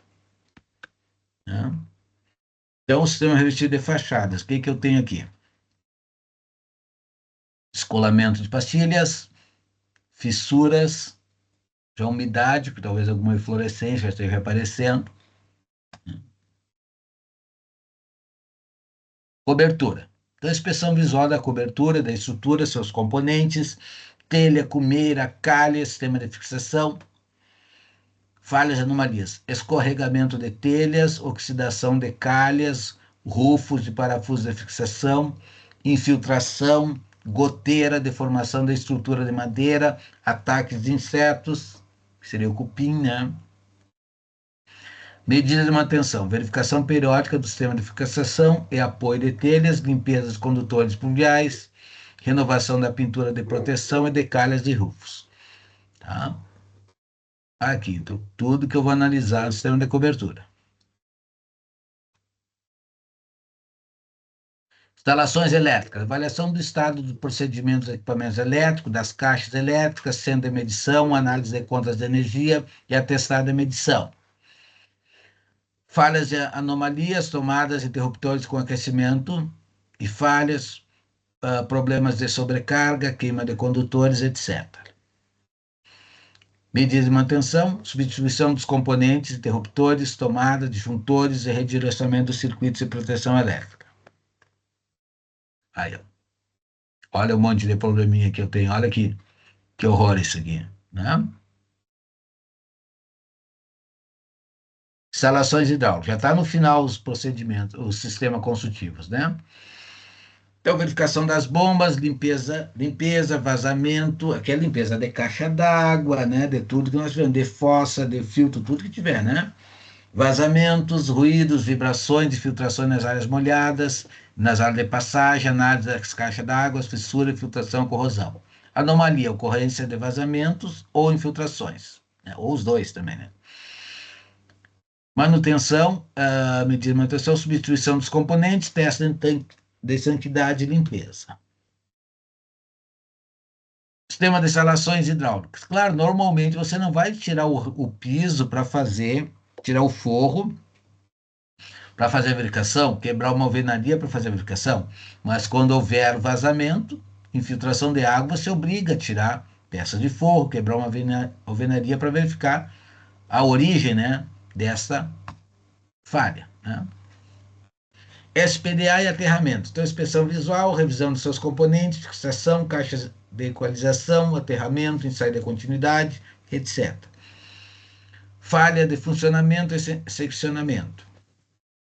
Medidas de manutenção, substituição dos componentes edificados, verificação da resistência do aterramento, medição ômica, né? Fixadores isoladores, limpeza de cabeamento e captores. Então, normalmente, SPDA, aterramento, é o engenheiro eletricista que faz. Ele vai pegar um terrômetro, vai lá, né? Vai medir o terra, ver a eficiência dele, se está conforme o projeto ou conforme as normas técnicas, né? SPDA é aterramento. Tem uma foto? Não. Então, esses itens aqui eu deixei mais, tá? Porque está ali no manual do IBAP, né? E também para vocês, quando vocês forem fazer uma inspeção predial, naquele sistema consultivo, é melhor pegar esse slide que dá uma olhadinha para não esquecer de verificar nada, né? Ou seja, todos os componentes que fazem parte, eu tenho que verificar eles, ou até algo mais, que ali é muito resumido, né? Depende da complexidade da obra, para mim fazer o meu laudo da inspeção predial, tá? Então, diferença entre laudo da inspeção predial e laudo da estabilidade estrutural, tá? Então, LIP, tá? E LEE. Então, laudo da inspeção predial é um laudo de constatação com análise de risco e recomendação técnica. O laudo EE é o laudo de estabilidade estrutural, um laudo de verificação estrutural de cargas, de dimensionamento, com prática conforme o de ensaio não destrutivo para avaliar a segurança e estabilidade. O LIP não atesta a estabilidade estrutural. Tá, pessoal? Então, o que nós temos? Muitas vezes, nós somos contratados para fazer um laudo de estabilidade estrutural ou para verificação da estabilidade estrutural após a sobrecarga ser adicionada, que é diferente do laudo da inspeção predial. O laudo da inspeção predial não vai fazer cálculo nenhum, não vai verificar se tem estabilidade estrutura, não, vai diagnosticar se ela tem problema ou não. Então, são coisas diferentes uma da outra.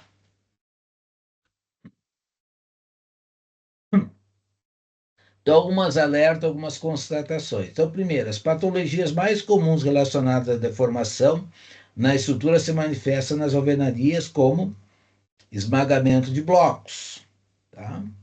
Tipo de patologia. Então, alvenaria, fissura, rompimento da parede, esquadria, empenamento de portas e janelas, argamassa, fissura, destacamento e revestimento, instalações, rompimento de instalações e vazamentos. Isso aqui é muito simplificado num slide só, falar de tanta manifestação patológica, acho que é isso que nós vimos desde o início da disciplina até hoje, né? Mas é um alerta aqui para relembrar que nós devemos verificar. Inspeção e estrutura. Então, primeiro, histórico e recomendação. Manutenção. Olha, pessoal, anamnese, a primeira coisa é a anamnese. Questionário, verificando problemas existentes, anomalias, falhas. Classificar o grau de risco, né? Mínimo, médio ou crítico. Método de ensaio, se for necessário, fazer uma análise estrutural, se for preciso extrair testemunhos. Diagnóstico, fazer a intervenção, reparo e o reforço. Então, concentração dos trabalhos, onde pode se dar? Pode ser infiltrações, que pode dar na estrutura, ou uma exudação, corrosão de armadura, que pode ser por oxidação, fissuras e trincas e deformações de sobrecargas, nichos de concretagem, que são os vazios que nós temos, esmagamento de alvenarias, que são as trincas, destacamento dos elementos consultivos, ou descolamentos deles, e fissuras em revestimentos também. Ensaios de desempenho. Então, na prática corrente de ensaios não destrutivos para avaliar o desempenho mecânico de uma estrutura de concreto, tendo sido restrita ao uso de ensaio de dureza superficial e verificação da propagação de ondas ultrassônicas. Tá? Então, as normas que estabelecem são essas aí. As de concreto, 7584, né? Concreto endurecido, avaliação de dureza superficial pelo esclerômetro de reflexão. Nós vamos ver depois esse método de ensaio, como se faz. Tá? Concreto endurecido, determinação da velocidade de propagação da onda por ultrassom. Tá? Então, nós vamos emitir uma onda sonora e verificar o tempo que demora para ela penetrar ali. Isso tem uma relação com a resistência do concreto. Então, o que um perito deve analisar numa inspeção predial? Então, as condições de desempenho, potencial ou perda desse desempenho ao longo do tempo, descrever a evolução provável dos sintomas, indicar possíveis consequências a curto, médio prazo e, caso não venha ocorrer intervenção, apresentar as orientações técnicas por ordem de prioridade. Isso a matriz Guth vai nos dar, tá?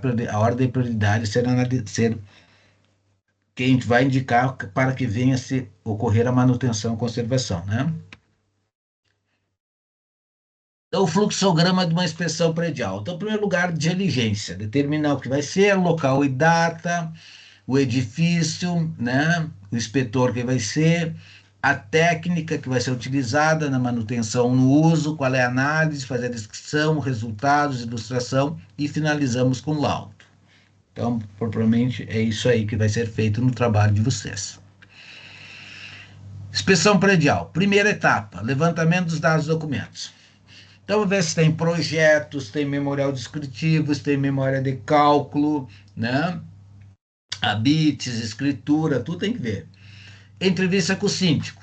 Então, vamos lá, vamos procurar o síndico, pode fazer um questionário para ele citar os últimos problemas que teve nos últimos anos, né? Os que estão ocorrendo agora, se ele tem uma previsão de manutenção e conservação, tudo vão escrever.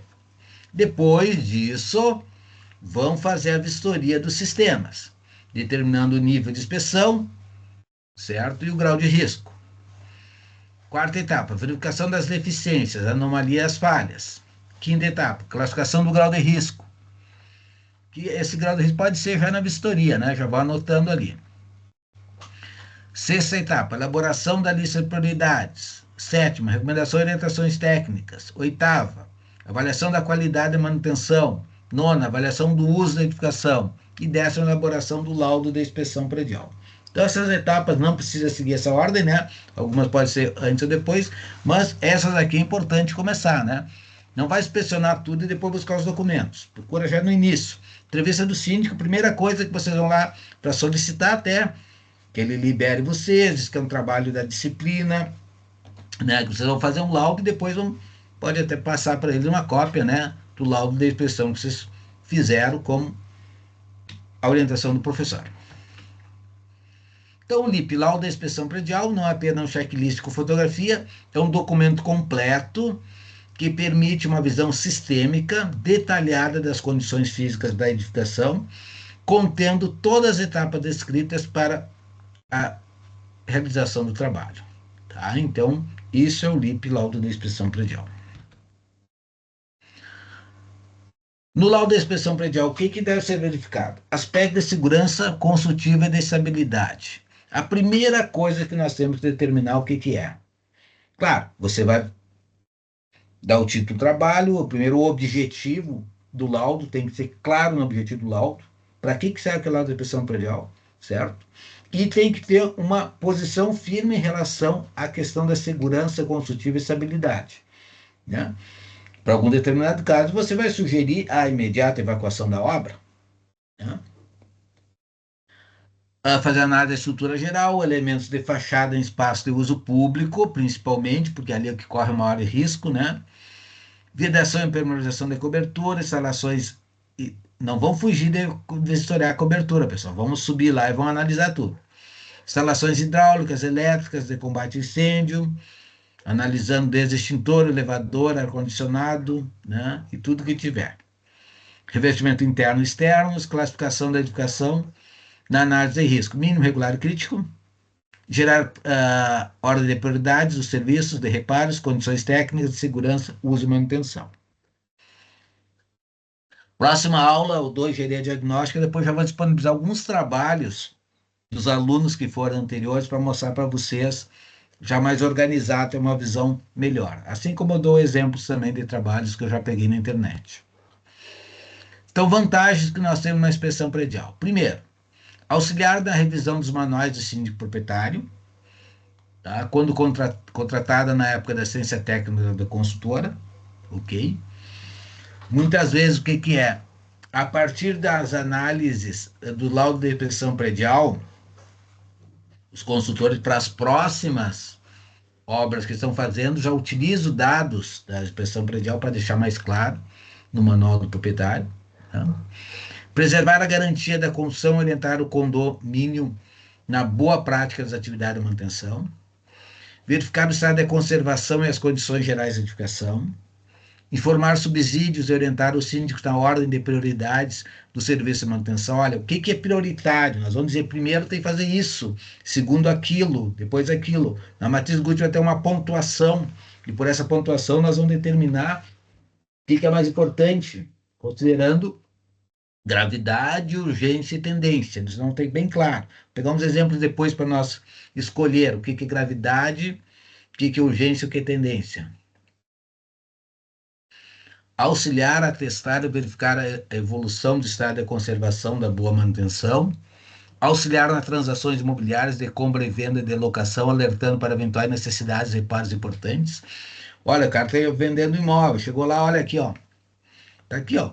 O imóvel foi feito, a inspeção predial determinou que seja feito tais e tais itens de conservação e manutenção. Já foram feitos tudo isso aqui, só falta esses outros. Tá? Isso é um fator valorizante do imóvel. Né? Reduzir o prêmio de seguro, pois atesta estado da conservação e manutenção da edificação.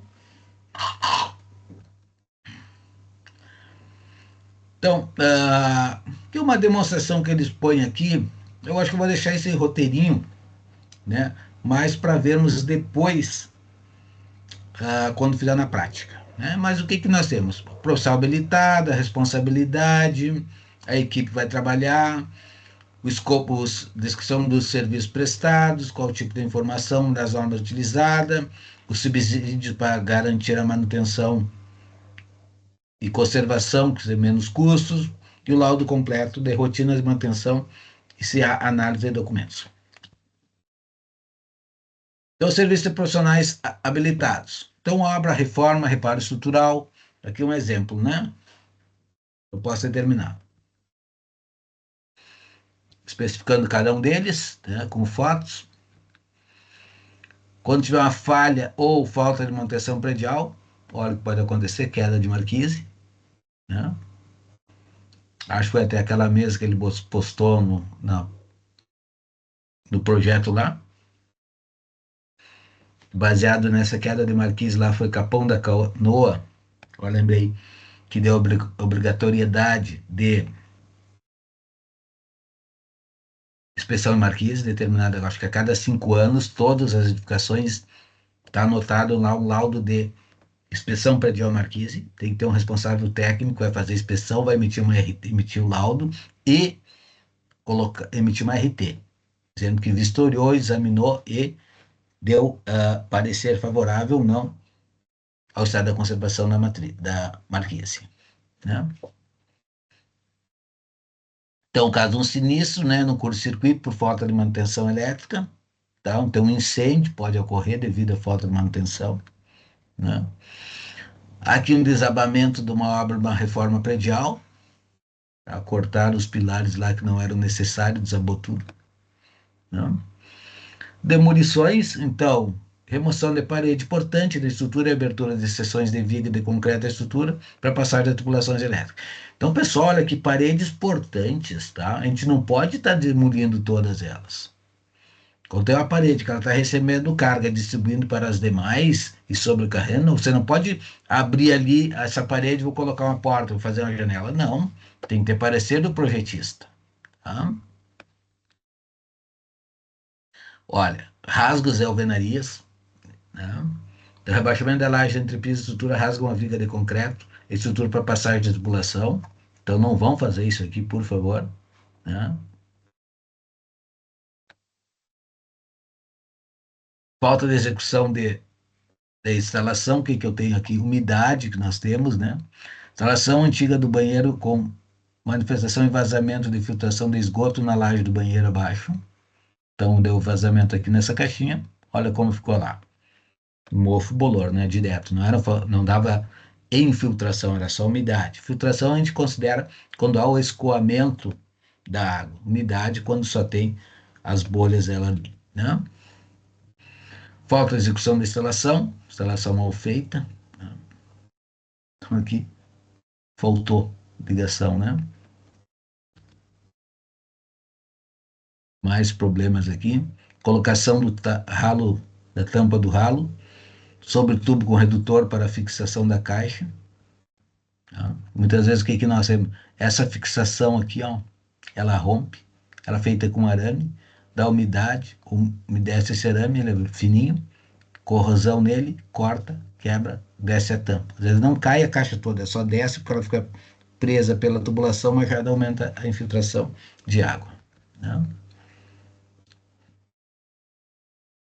Colocação de bacia nas lajes de garagem, coletando as manifestações de infiltração para proteger os carros. Então, o que aconteceu? Em vez de solucionar o problema aqui, ó, botaram uma bacia e vai coletando a água. Daí, de vez em quando, eu vou lá, tira e esvazia a bacia, tira vazia. Então, não estou solucionando o problema. Estou fazendo uma gambiarra, realmente, né? Mas foi detectado numa inspeção predial. Colocação de tapume das paredes das garagens, escondendo as manifestações de filtrações e dano nas paredes. Então, escondi, maquiei, né? Fiz um tapume, pintei de preto, escondi todas as eflorescências e umidade que tinha na parede de divisa. Terraço com filtração, né? Manifestação de filtração das águas pluviais no hall da entrada do edifício. Aqui entra a manutenção de água aqui no teto lá. Não? É praticamente telha cerâmica, já não se usa mais. Né? A telha francesa é muito antiga. Não? Então, inspeção predial. Né? Vamos lá. Então, visão sistêmica tridimensional, pensando na questão da técnica, no uso da manutenção. Quando eu penso na técnica, eu tenho que pensar em execução, produtos e sistemas. Tá? Onde eu vou avaliar as conformidades, anomalias consultivas de desempenho, através de projetos, memoriais, especificações, né, e visita no local. No uso, vou verificar para o uso a questão de segurança, habitabilidade e meio ambiente. Então, avaliação das conformidades, das anomalias funcionais e do desempenho. Analisando a questão do manual de segurança, normas de ambiente, habites e manual de uso. E na manutenção, ficamos os programas, insumos e operação. Avaliação das conformidades, falha e desempenho. Né? Manual de manutenção e especificação dos insumos e manual de operação dada pela obra. Tá? Inspeção predial, então. Alguns conceitos que a NBR 5679 traz em relação à inspeção, desempenho, manutenção e sistema de manutenção ou serviço de manutenção diz o seguinte, que a inspeção é a avaliação do estado da edificação e de suas partes constituintes realizada para orientar as atividades de manutenção. Então, olha só, então é da edificação e das partes que constituem ela também. O desempenho é a capacidade de atendimento à necessidade dos usuários da edificação. Então, desempenho é a capacidade de atendimento à necessidade do usuário. Manutenção é o conjunto de atividades a serem realizadas para conservar ou recuperar a capacidade funcional da edificação e suas partes constituintes de atender e as necessidades de segurança dos seus usuários. Um sistema de manutenção nada mais que um conjunto de procedimentos organizados para gerenciar o serviço de manutenção. E serviço de manutenção é uma intervenção realizada sobre a edificação e suas partes constituídas. Então, aqui, inspeção predial, né? Condomínio, edifício Alegrete, uma visão sistêmica de projeto, produto e serviço, né? Memoriais, projetos, memoriais e especificações, avaliação de conformidade e desempenho, anomalias construtivas. Tá? Então, o que teve? A avaliação da assistência técnica. Anomalia construtiva arroladas afeta a qualidade e a durabilidade dos elementos de construção, não possui correlação direta com as falhas da manutenção predial ou no uso inadequado do prédio. Vistos de forma verificada, são irrecuperáveis, sua correção implica na reconstrução de partes ou sistema construtivo do imóvel, bem como consumo defeituoso. Avaliação das intervenções de assistência técnica em cada sistema inspecionado, priorizadas de acordo com os graus de risco. Matriz Gucci. Atribuída crítico, regular e mínimo. Análise da qualidade de desempenho e funcionalidade da edificação, sob a pena de agravamento das condições atuais, com o consequente aumento do grau de risco. Implementação de medidas corretivas com mão de obra qualificada, especializada, com acompanhamento técnico, a fim de assegurar o padrão exigido para o empreendimento. Né? E aqui as fotos, então, do sistema da análise que nós temos. Então, o que eu fiz? Cada elemento construtivo, o que é? Sistema de estrutura de concreto. Pontos de infiltração através da laje de cobertura do estacionamento subsolo da garagem. Classificação. Grau de risco. Regular. Qual é o impacto econômico para correção? Sistema de revestimento de fachada. Explica o que é. Organismo aderente ao revestimento engrafiado, destacado da emenda vertical da fachada, descontinuidade do revestimento, da execução do revestimento. Grau de risco mínimo. Sistema de revestimento de piso. Descontinuidade do nível de revestimento de diferentes tipos de piso nas pavimentações e os acessos dos elevadores. Então, aqui que eu tenho degrauzinho aqui, ó. Tá? Grau de risco regular. Tá? Sistema de revestimento das paredes. Falhas de acabamento do reboco e pintura e falta de arremate da pintura sobre as guarnições das portas de acesso ao serviço dos apartamentos. Grau de risco mínimo. Instalações elétricas. Conexão inadequada de tubulação de dreno, a de esgoto pluvial, vedação incapaz da caixa de coletor pluvial sob a laje do primeiro subsolo. Grau de risco regular. Sistema de instalação de esgoto. Reparos da rede de esgoto com execução de caixa de inspeção e tubulação para sanar a filtração para o prédio lindeiro. Grau de risco regular. Sistema de instalações elétricas PDA.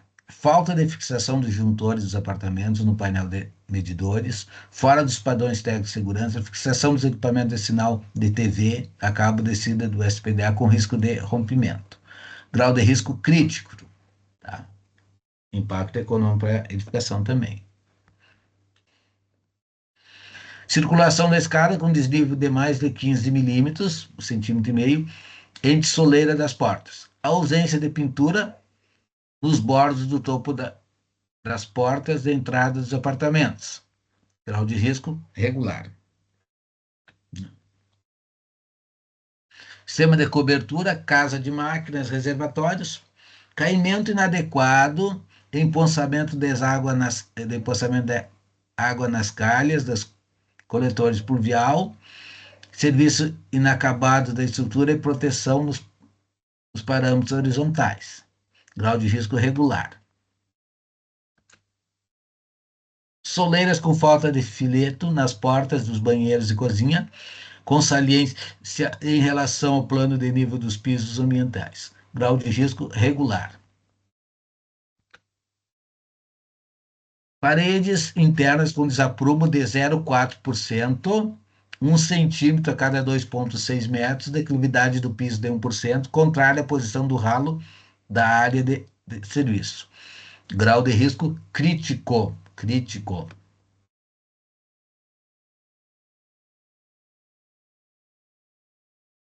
Unidades autônomas, elementos construtivos. Paredes internas com desaprumo de 0,4%, 1 centímetro, 2,6 metros, declividade do piso, de 1% contrária à posição do ralo na área de serviço. Grau de risco crítico.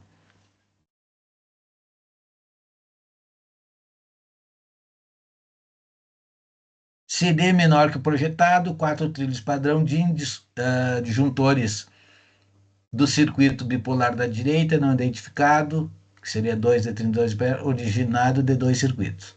Grau de risco crítico. Então, conclusão, né? Fiz todos altos, eu peguei lá estrutura de concreto, revestimento de fachada, revestimento de piso e parede, instalações hidrossanitárias, instalações elétricas PDA, cobertura e impermeabilização, incêndio PPCI, unidades autônomas. Então, o grau de risco de cada um deles, ó. Regular, mínimo, regular, crítico, mínimo, coisa. Desconformidades, anomalia, assistência. Então, o que eu fiz? Intervenção, reparação, manutenção, uma das duas. Fiz um quadro, resumo das classificações de riscos. Tá? Aqui um outro exemplo, né? Eu acho que nós vamos deixar esse próximo aqui, nós estamos no slide 100, mas vamos até o finalzinho, vamos terminar eles aqui. Então, aqui lá no Beira-Rio, né, uma visão que nós tivemos quando foi uma inspeção predial, né, no Beira-Rio, isso aqui algum tempo atrás. Então, avaliação das conformidades de desempenho, anomalia funcional. Tá? Então, o slide do Beira-Rio, a inspeção predial, a vistoria realizada conforme o artigo tal, o que foi feito? Descrevendo a inspeção predial, uma planta geral de todas elas, os locais onde foram inspecionados, né? O canteiro de obras, né? Isolamento da área de jogo e construção do novo anel da arquibancada inferior, grau de risco regular. Né?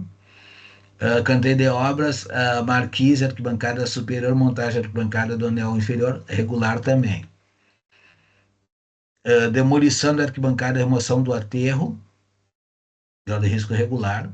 Ele está fazendo a inspeção predial das estruturas de reforma que teve o Beira-Rio, quando foi reformado em 2012, 2014, acho que foi para a Copa. Tá? Então, fazendo a inspeção de todo o canteiro de obras para tudo, para ver se estava em conformidade. Tá? Então, canteiro de obras, remoção do aterro, fundações, novas arquibancadas, demolição das dependências internas, grau de risco regular. Isolamento da circulação da área externa do estádio, grau de risco regular.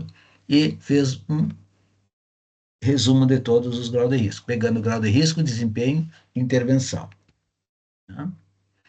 Então, parecer técnico aqui, de todos os itens que nós temos, colocando todos os itens descritos. Tá? planejamento das obras de recuperação, todos os elementos envolvidos com cada um deles. Tá? Então, eu deixo para vocês como curiosidade o laudo que foi feito no Beira-Rio lá, para os colorados aí verem. Tá? Vou entrar em detalhes.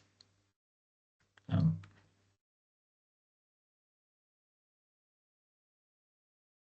Outro aqui, laudo da inspeção predial, na penitenciária estadual do Jacuí, né? Condições péssimas. Né? Então, fica como você dar uma olhadinha aqui em cada um deles. Eu não vou ler cada um, deixo para você ler. Quase todos os graus de risco crítico, olha as instalações elétricas, né? Instalações sanitárias, esgoto, né? Galerias de fossa e filtro. Né? Então, tudo crítico, crítico, crítico, crítico. Né? Então, é isso aí. Então, laudo de inspeção predial, LIP, né? Certo? Aqui tem alguns itens do que nós temos. Então, o que deve ter no laudo? Tá? Primeira coisa, o laudo. Introdução do solicitante. Quem solicitou, tá? Tem que ter. O objetivo da vistoria, com informações do que revela a tipologia construtiva, o sistema construtivo, as dependências, suas instalações, entre os dados relevantes, a caracterização da edificação, com base, inclusive, na documentação apresentada pelo inspetor. Localização do imóvel, dia e hora da vistoria. Ou dias e horas, porque deve ter mais de uma visita. Né? O desenvolvimento, então vai ter a descrição, o nível ser utilizado, o critério, lista de verificação, checklist aquele, classificação e análise e as observações finais. Isso no desenvolvimento. Na conclusão, então, o que nós temos que concluir? Análise das não conformidades observadas, recomendadas, gerais quanto à criticidade e outros aspectos, indicação das orientações técnicas e ou lista de medidas preventivas e corretivas necessárias à correção das falhas e anomalias, indicação da ordem e prioridade das falhas e anomalias, indicação dos aspectos restritivos quanto ao uso em função de anomalias e falhas constatadas, isso aqui é importantíssimo, né? Então pode ter aspectos, locais que são restritos, não pode ser usado enquanto não tiver intervenção, né? Indicação de medidas complementares, análise consultiva das falhas e anomalias, eventual necessidade de contratação de ensaios e outras avaliações especializadas. E no final, evidentemente, data, assinatura e CREA do responsável técnico pelo laudo. Né? Posso ter anexo e alguma ficha de vistoria. Nos anexos eu posso colocar os registros fotográficos, né? ART, plantas, documento necessário. E na ficha de vistoria é obrigatória e parte integrante do laudo e contempla itens básicos que expressam as conclusões, fatos descritos no corpo do laudo. Apresentar ficha modelo sinopse do laudo de acordo com a legislação. Então, caso tenha alguma legislação, eu já tenho um modelinho próprio, né, de ficha de vistoria para você só preencher. Né? Pois, título do profissional, aqui quem foi ele que fez, né? Certo? Honorários profissionais, quanto que ele cobra, baseado em CUP. Né? Pega o CUB lá, do Sinduscom, para fazer os seus suas cobranças de honorários. Beleza. Então, acho que hoje foi bem puxadinho, bastante conteúdo, né, pessoal? Tá? Ok? Tranquilo? Falei das 7 até quase 9 horas aí, um tema que eu sou apaixonado, né? O meu mestrado foi nessa área, né? Então, acho que é importante nós sempre, quando nós trabalhamos em inspeção predial, você está sendo um engenheiro clínico geral, né? Porque eu tenho que, não precisa ser conhecer de todo o cálculo estrutural. Não, mas você sabe diagnosticar que aquele problema foi devido à falha no cálculo estrutural. Né? Isso sim, pode contratar um perito para fazer o cálculo para o reforço estrutural, não tem problema, especialista. Né? Mas tem que saber um pouquinho de cada, ok? Desde todo o sistema construtivo, como também materiais, né? Para poder fazer um diagnóstico das manifestações patológicas ocorridas, né? E até para determinar o que é grau de urgência e tendência, né? Grau de risco, urgência e tendência. Beleza, pessoal? Tranquilo? finalizamos por hoje. Só para lembrar, então, que nós teríamos que finalizar a unidade 2, hoje nós entramos na unidade 3, e daí eu deixei um questionáriozinho para vocês fazerem, tá? Até a semana que vem. São 6 questões, bem rapidinho ali, tá? Desse tema de avaliativo da unidade 2, que está previsto no plano de aula, plano de tutoria da disciplina, ok? Então, boa noite a todos, até a próxima semana. Vou baixar nossa aulinha, botar lá no Moodle, ver se eu consigo fazer tudo hoje à noite. Ok, pessoal? Quem está aí? Alguém está aí? Tá bem? Boa noite. Boa Boa noite. noite, professor. Alguém quer uma pergunta? Para aí, só uma perguntinha aí. Alguém tem alguma pergunta para falar? Não? Acho que não. Então tá. A aula que vem eu vou falar um pouquinho mais sobre expressão predial e depois vou dar os modelinhos de laudo, que é melhor pegar o modelo completo, já tem tudo ali que fica mais fácil, entendeu? Pra vocês terem ideia. Isso hoje foi bem teórico, geral, assim, mas no momento que você pegar no modelo de laudo ali no template, vocês vão ver que é tranquilo de fazer. Ok? Um abraço a todos, até a próxima semana. Valeu, até. Abraço. Até mais. Tchau. Tchau.